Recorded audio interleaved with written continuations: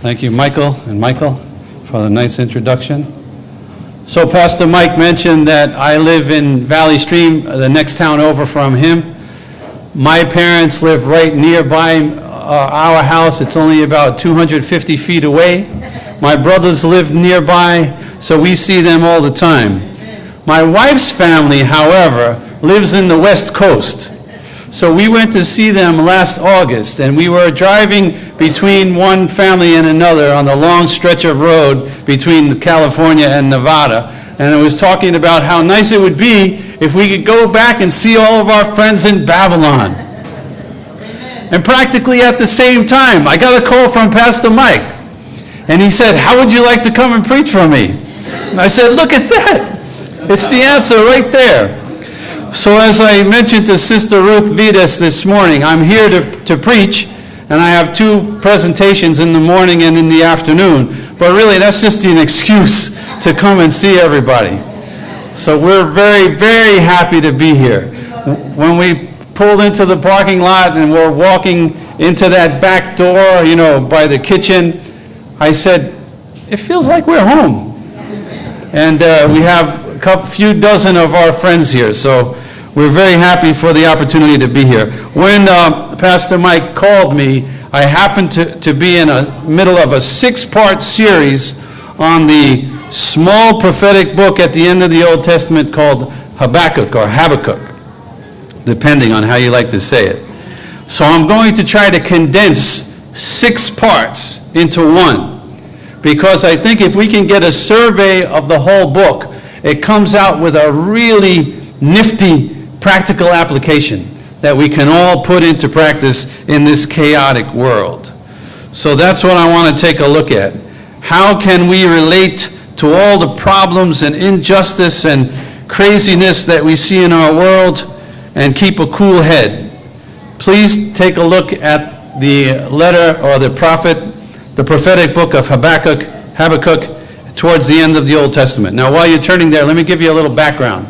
You may know something about the map of the Middle East, right, and where Israel is nowadays. Well, it's in basically the same area that it had been 3,000 years ago. That was the promised land, right? It was in between Egypt, the big power at that time, on its west, and the big empires towards the east.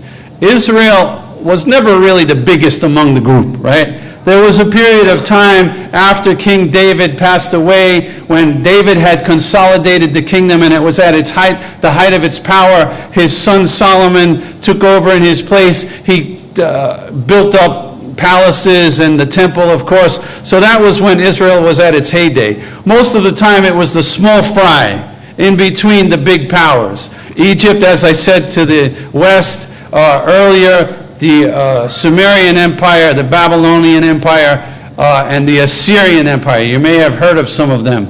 The Assyrian Empire was one of the first to really spread from the area around the Tigris and the Euphrates River and take over big chunks of territory. They were very, very cruel. You may have heard of some of the things they did if you messed around with them. I don't even know if I should tell you what they did. Impaling people while they were still alive, peeling their skin off while they were still alive. They were pretty rough characters. Well, the Assyrian Empire, as you know, as you may remember, had overrun the northern kingdom of the people of God. You may remember after Solomon, the people of God split up into two. The southern kingdom called Judah, the northern kingdom called Israel. The Assyrians had overrun Israel some time ago from the perspective of Habakkuk, when he was preaching. The Assyrians, however, were in decline. And you know how it is when things change, when big empires fall, a lot of things go crazy into chaos, right? So this is the time period at which Habakkuk was writing. So with all of that background, let's take a look at how he starts off the book and what the issues were. Habakkuk chapter 1, starting with verse 1. It says this: "The oracle which Habakkuk the prophet saw, and he said, How long, O Lord, will I call for help, and you will not hear? I cry out to you, violence, yet you do not save. Why do you make me see iniquity and cause me to look on wickedness? Yes, destruction and violence are before me. Strife exists and contention arises. Therefore, the law is ignored and justice is never upheld. For the wicked surround the righteous. Therefore, justice comes out perverted. Wow. So, this is how he starts. He's crying out. You know, most prophets, if you have read some in the Old Testament, most prophets speak in behalf of God to the people. Am I right? They're usually giving advice, giving criticism, giving warnings. Habakkuk is kind of doing it the other way around. He's actually complaining to God. Did you get that? Because of the conditions that he sees around him. And what is it? He sees injustice. People who are in power, using their power to exploit other people who are weaker. People perverting justice when go to court, getting away with things, right? He sees social strife. I guess groups within the society fighting with each other. He sees a lot of violence, personal individuals who are not really in control of themselves. They're not behaving in a civil manner. This is what he's complaining about. The first thing I want to say about that is, it's going to sound like a no-brainer, but this is a problem. This is a problem. The injustice and bad behavior among people in society is a problem. It creates problems for people. First of all, when you have violence, it limits what people can do. I happen to live in a nice neighborhood myself, but I know that there are some places people have to live and they're afraid to go out after dark. So when you're living in a society that's plagued by violence, it limits people's experience of life and their opportunities. It takes away people's lives sometimes. It breaks their bones. It gives them diseases and injuries that will last their whole life. Not to mention what it does to the interrelationships between people. It takes away trust. Violence limits the full experience of life that we can have. And then he also talked about injustice and exploitation. That does something similar. When some people are allowed to exploit their position to get more for themselves, that usually means somebody else who should be getting something is being ripped off. Am I right? So all in all, when you put this whole picture together, violence, exploitation, social strife, you have a problem. You have a problem, a real practical problem, that people's experience of the world and of God is limited because of bad behavior. Would you agree with that? But that's not all. It's also a theological problem. Now let me explain what I mean. Get this. We believe in a God who is all good. Am I right? What do we say? God is good all the time? All right, we believe in a God that's all good.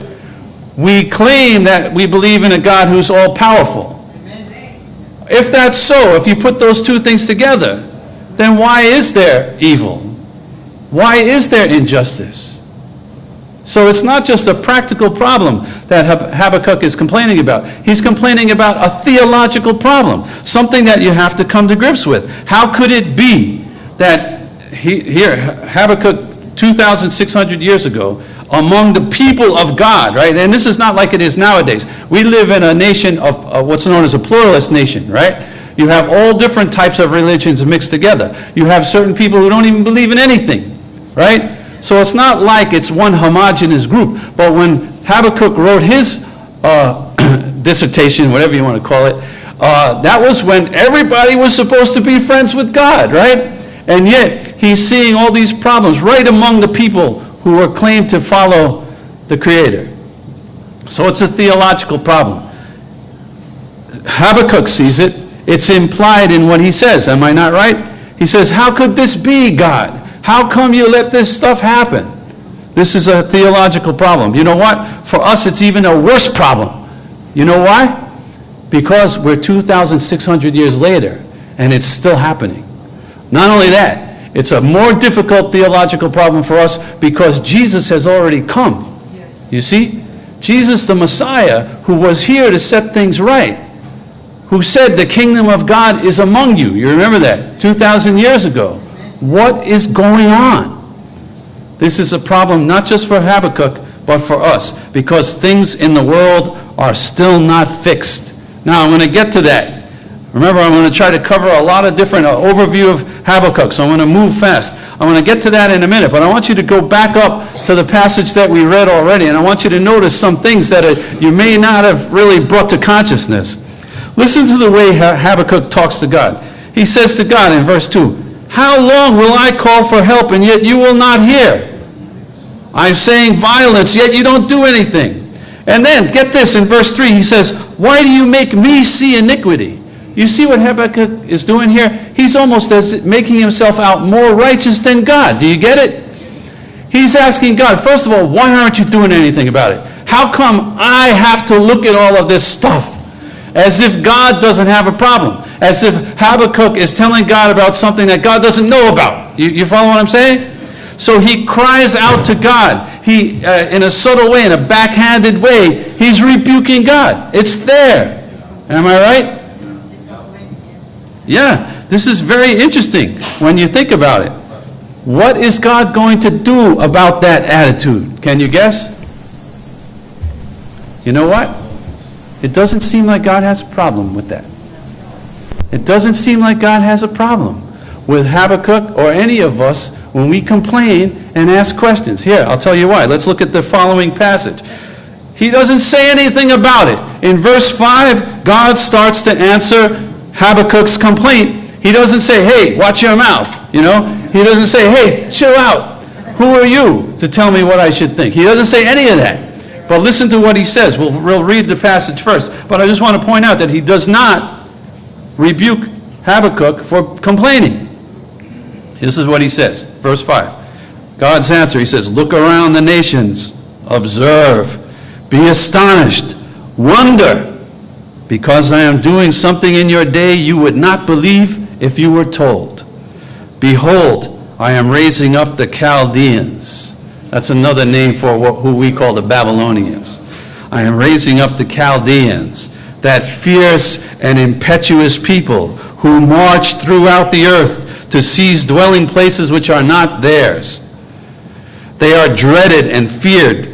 Their justice and authority originate with themselves." In other words, they don't even rely on God. Their power is their dependence, right? Their sheer force is what gives them the right to go in and do whatever they want to do. "Their horses are swifter than leopards and keener than wolves in the evening. Their horsemen come galloping. Their horsemen come from afar. They fly like an eagle, swooping down to devour. All of them come for violence. Their horde of faces moves forward. They collect captives like sand. They mock at kings, and rulers are a laughing matter to them. They laugh at every fortress and heap up rubble to capture it. Then they will sweep through like the wind and pass on." Wow. Not only does God not have a problem with Habakkuk asking a complaint, all right, he doesn't even mention that. He just goes right into his answer. But notice that the answer is not anything what Habakkuk was looking forward to. All right, so I got two things on the table here. Let me just back up, make sure I get them all out there. Habakkuk complained to God in such a way that he almost made himself seem more righteous than God. And God didn't have a problem with that. That should give us a sense of who we are in front of God. A lot of times, because we believe God is great, God is worthy of worship, and of course we should respect God, I think sometimes maybe we think of ourselves as too small, smaller than what God actually intends for us to be. You remember in the beginning, he made human beings in charge of creation, am I right? Right, he gave us some authority. I'm going to get to that a little bit more later on. But I'm talking now, the way Habakkuk is interrelating with God is almost like a son and a father when the son gets to be a certain age. You know what I mean? They can argue a little bit. There's still respect, and in the end, the father wins, right? But at least in the interim, there's not this like, hey, you don't have any right to talk like that. kind of thing. Maybe when they're 4 years old, you have to keep them in place. But apparently, what I learned from this image is that human beings have a certain amount more authority and right to ask questions and to even argue with God and make decisions than we allow ourselves. Is that possible? I think it was in the Sabbath school. I heard, Gary, were you saying we're co-creators, right? God sort of put us here with a certain amount of autonomy and creativity. I'm saying we shouldn't think of ourselves as too small. All right, that's the first thing I'm saying here, and we'll keep that in mind because I'm going to get back to that later on. But let's get now to the answer that God gives to Habakkuk. Habakkuk is complaining about injustice in his own society. Did you hear what God's solution was? Did you get it? He's going to send in an outside imperial power, the Chaldeans, to come in and overrun the place and take them all into exile. I can tell you, Habakkuk wasn't expecting that. That was not the answer that he wanted to hear. I can almost guarantee. Would you agree? He's going to send in the Chaldeans to overrun us, and that's the solution to the problem of injustice in our own society? What a shock.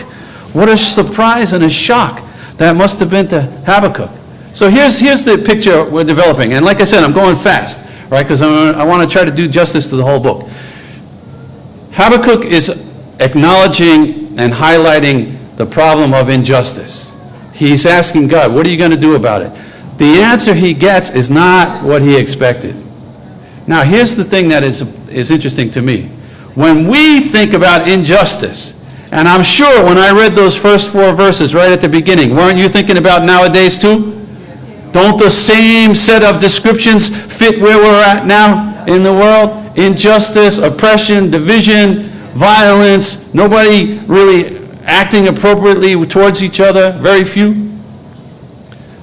If Habakkuk was surprised by the answer that God gave him, I think maybe we have to look in a different direction than we're used to looking to. Here's what I mean.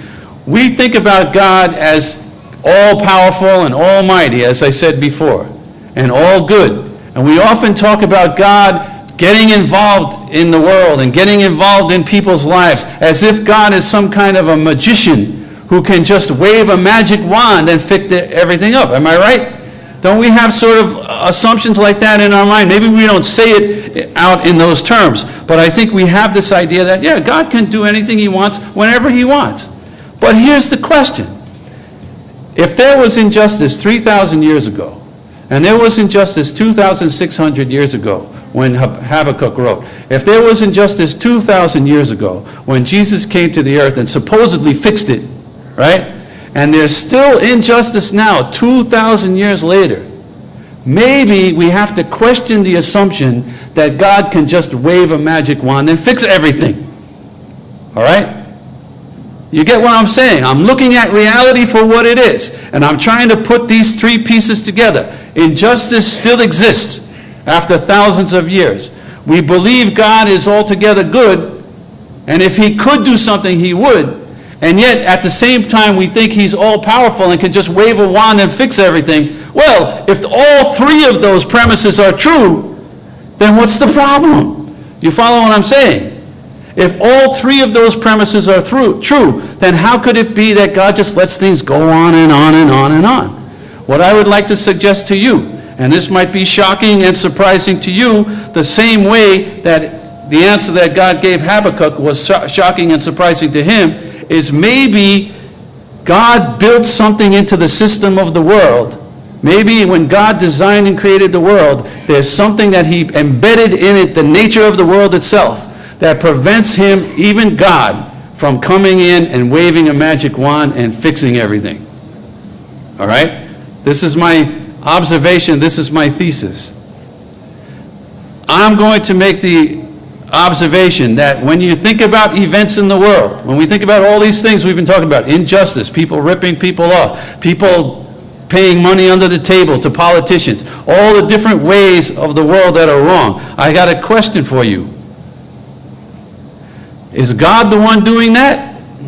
Or are we the ones doing that? See, here's the thing. If you assess the world as it is, who are the primary actors on this planet Earth? Is it God coming down, micromanaging everything? Or are we the ones? And remember what I said earlier. If you read Genesis chapter 1 and chapter 2, it says in both chapters in different ways that God placed the human being here to take care of this place. All right? So my argument is this. Part of the reason why we see injustice going on for so long, over and over again, is because God is not the main actor. He put us here. We are the main actors here. We really do have authority and autonomy to a certain degree.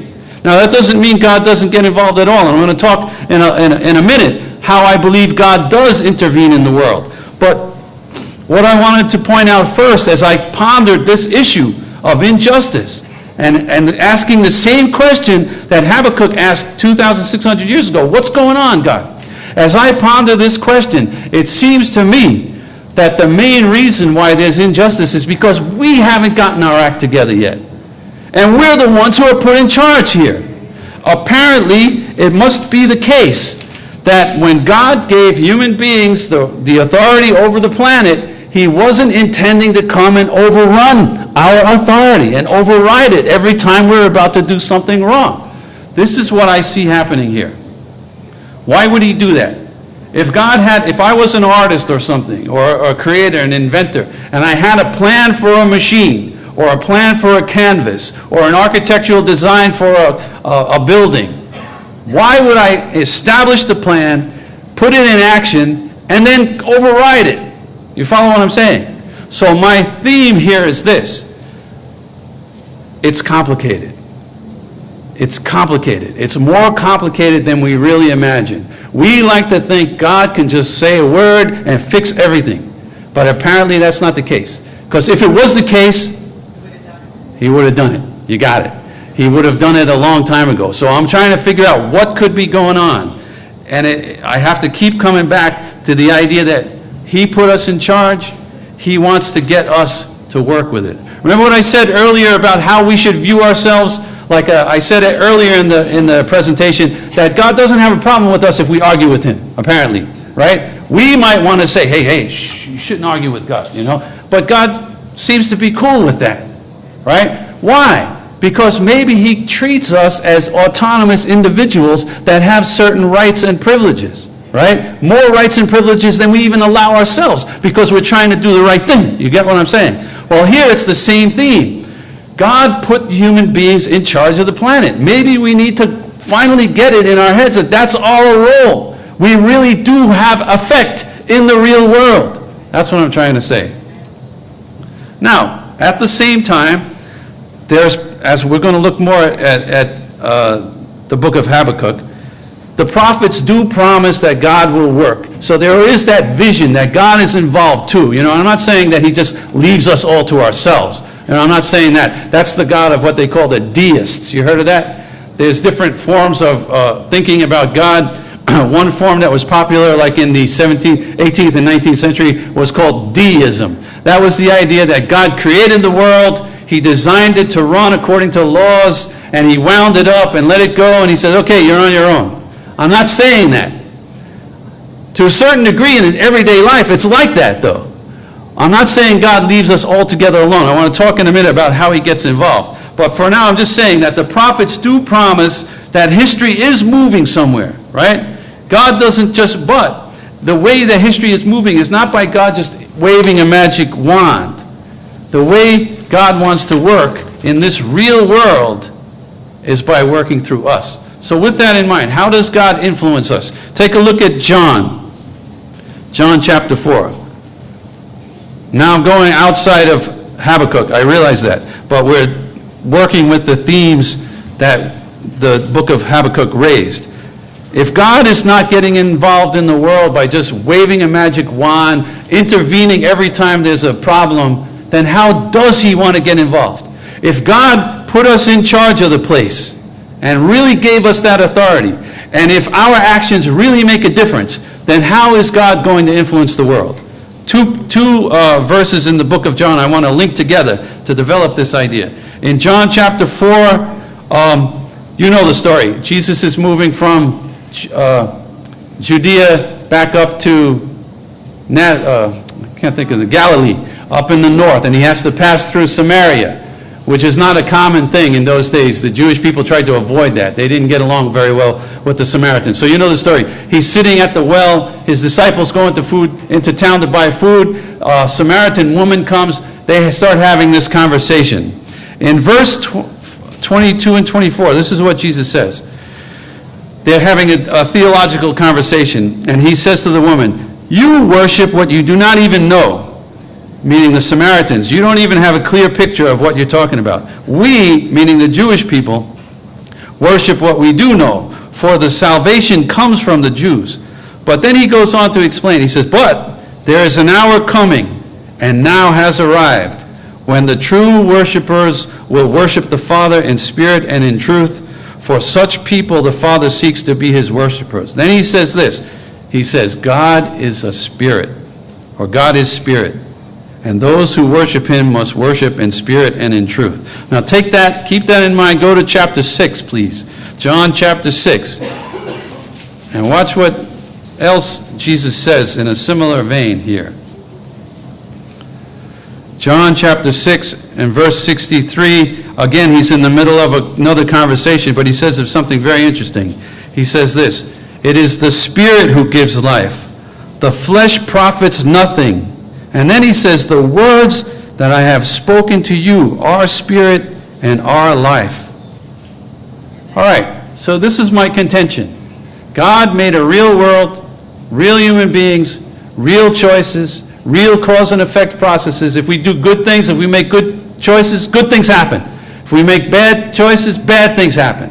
That's just the way it is. You know, take away all the theology. If you look at the reality of the world, that's how it is. Am I right?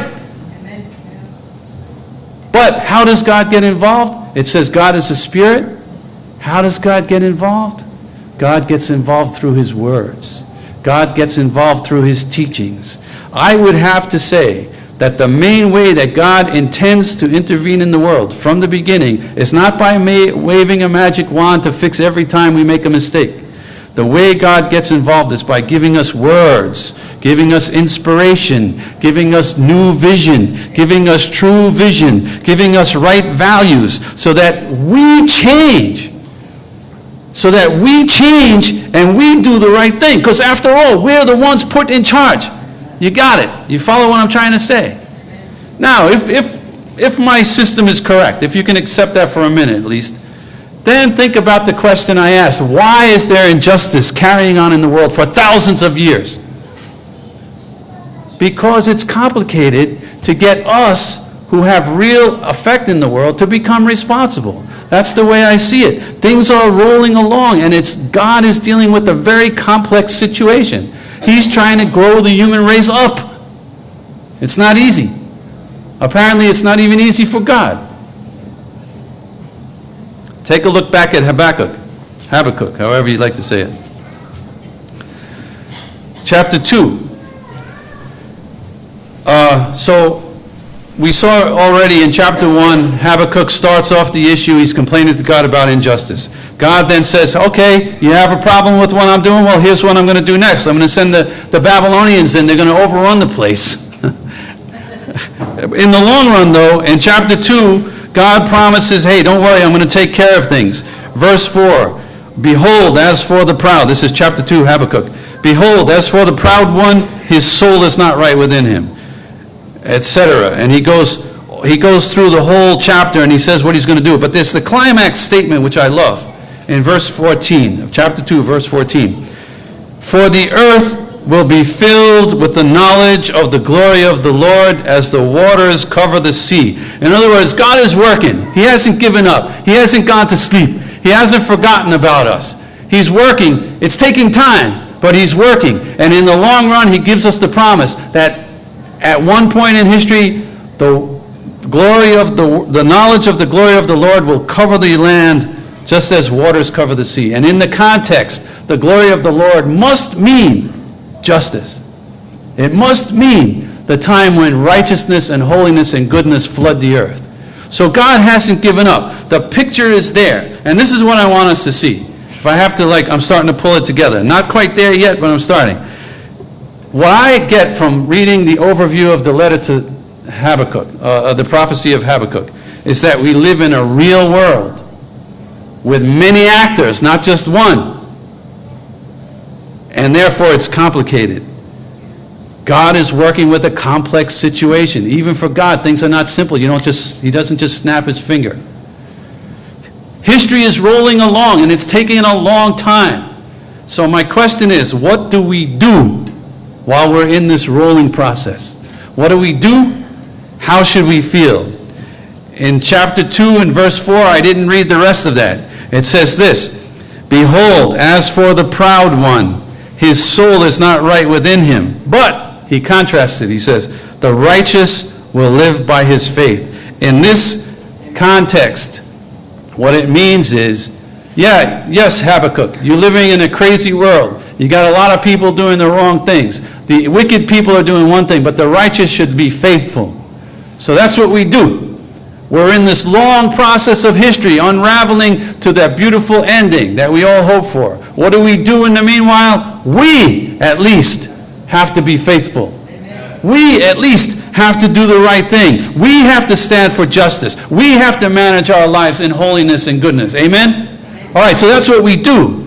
How should we feel, though? You know as well as I how you feel inside when you read about some new disaster, whether it's a man-made problem, an injustice done, or a hurricane, right? How should we feel when we're in this long-running process of God leading to the destination that he had in mind from the beginning? How should we feel?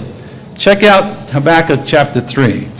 This is to me, the passage that blows my mind, really, and it pulls the whole thing together. At the end of everything, in verse 16 of chapter 3, Habakkuk says this. He said, after God had spoken, after he realized what was about to happen, Habakkuk says, "I heard, and my inward parts trembled. At the sound my lips quivered. Decay entered my bones, and in my place I trembled, because I must wait quietly for the day of distress, for the people to arise who will invade us." So after this dialogue with God, right, he finally realizes things are not going to get better. At least not right away, right? He comes to grip with the fact that the Chaldeans are going to come in and destroy his own country. He comes to grip with the fact. He says, there's going to be a people coming. He resigns himself to it. But look at the next verses. He says, "Even though the fig tree should not blossom, and there be no fruit on the vines, although the yield of the olive should fail, and the fields produce no food, although the flock should be cut off from the fold, and there be no cattle in the stalls." What does he say? "Yet I will exult in the Lord. I will rejoice in the God of my salvation." And he says, "The Lord God is my strength, and he has made my feet like hinds' feet." That's like mountain goats, I guess, is how we would say it. People that can climb on the rocks and the debris. "And he makes me walk on the high places." So after all is said and done, Habakkuk starts off complaining about God, about the injustice in his own world, like it is today, hoping for a quick answer. He doesn't get the answer he wants. As a matter of fact, God tells him, "I hate to tell you, Habakkuk, but things are going to get worse before they get better." He comes to grips with it at the end. But he says, you know what? Now that I understand the process, now that I realize how complicated this rolling out of history really is, even though things are not right now, I'm going to accept it. Not just accept it, I'm going to have joy and rejoice in God. So how should we feel? Listen, we're in the same boat as Habakkuk, right? We are. History hasn't reached its climax yet. Am I right? No, we still see injustice all around us. It ebbs and flows. From all the things that you read in the news, it seems like it's going down. Am I right? So how should we feel? What should we do? We know what we should do. We should do the right thing. We should stay faithful, no matter what happens. And how should we feel? We can have compassion. We can feel the pain, but there should be a part of us inside that should be disconnected, that should still have faith in God and maintain our own composure, even in spite of everything. That's what I get out of Habakkuk. There's a way to do it. There's a way to carry both views simultaneously. A realization that the world is a mess, and it hurts, and it does damage to people. There's a way to hold on to that, I think, and at the same time realize that it's all right. It's all right. God is still acting. It's taken a long time because the thing is very complicated, but we can, in the meanwhile, have the faith and the peace. That's my theory. And you know what? I found it resonated somewhere else in another part of the Bible. If you don't mind me taking a look at Psalm 37, and I'm pulling it down. I know a little long today, but I'm trying to cover 6 sermons all in one. If you could take a look at Psalm 37, right from the first verse. This is what it says. It says a Psalm of David. He says this, "Do not fret because of evildoers. Be not envious toward wrongdoers, for they will wither quickly like the grass and fade like the green herb. Trust in the Lord and do good. Dwell in the land and cultivate faithfulness. Delight yourself in the Lord." And I'd like to say, in the meanwhile, right, while all of this craziness is going, delight yourself in the Lord, and he will give you the desires of your heart. Commit your way to the Lord. Trust also in him, and he will do it. He will bring forth your righteousness as the light, and your judgment as the noonday. Rest in the Lord and wait patiently for him. Do not fret because of him who prospers in his way, because of the man who carries out wicked schemes. Cease from anger and forsake wrath. It only leads to evil doing, etc. So this is the picture. If I had to wrap it up, I want us to get a picture, a realistic picture of history. It's rolling along. It's taken a long time. If it was so easy and God could just snap his fingers, he would have taken care of it a long time ago. It must be more complicated than we assume. God is trying to work through the creation as he made it. He's not going to overrun it. He gave people real choices that have real consequences. If he's going to work, he works through us to change us and inspire us. And apparently that's a very difficult task, even for God. In the meanwhile, what does it say? Let's have that big picture. Let's realize everything's not going to get fixed tomorrow. But in the meanwhile, we can have peace. And there's one last thing. I saved the best for last. How else did God get involved in the world? I said that God gets involved in the world by giving his Spirit, by giving us new light, new vision, new focus, right? But there's one other way. It says in Hebrews chapter 1, verse 1, in times past, God spoke through the fathers, through the prophets in various ways. But in these last days, and that was written 2,000 years ago, he spoke to us through his Son. God did one other thing in history to get us back on the right track. He came down himself, lived in the flesh, revealed not just words, not just good teachings. He revealed love in the flesh, love that served, love that healed, love that went down to death to save people. That's the revelation of God. And then he rose again to show us that he is who he is. If while we're moving along on this long ordeal of history, we have to remember who it is that we're dealing with. We're dealing with not just the God of power, not just the God of greatness. We're dealing with the God of love who's trying to get that image into our heads. Thank you.